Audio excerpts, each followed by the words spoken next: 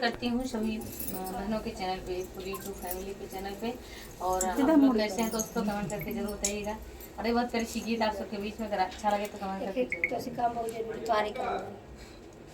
रहली बहुते हम नादान जब आइली ससुराल, हमारी बुद्धि लाड़ी कहीं गलतियां बना करबना, हमारी बुद्धि लाड़ी कहीं गलतियां बना करबना, हमारी बुद्धि लाड़ी कहीं गलतियां बना करबना।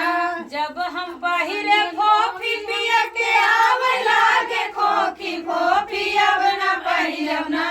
जब हम पहिरे फोफी पिया के आवे लागे खोखी, फोफी अब ना पहिरना, फोफी अब ना पहिरना, हमारी बुद्धि लाड़ी कहिया फोफी अब ना पहिरना, हमारी बुद्धि लाड़ी कहिया गलती अब ना करबना।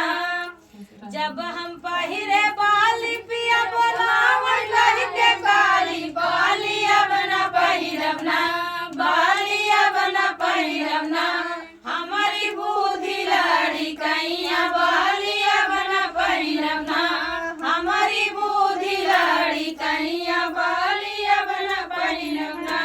जब हम पहिरे चूड़ी, जब हम पहिरे साड़ी पिया चलावे लागे गाड़ी, साड़ी अब ना पहिरना, साड़ी अब ना पहिरना, हमारी बुद्धि लाड़ी कहिया साड़ी अब ना पहिरना, हमारी बुद्धि लाड़ी कहिया साड़ी अब ना पहिरना।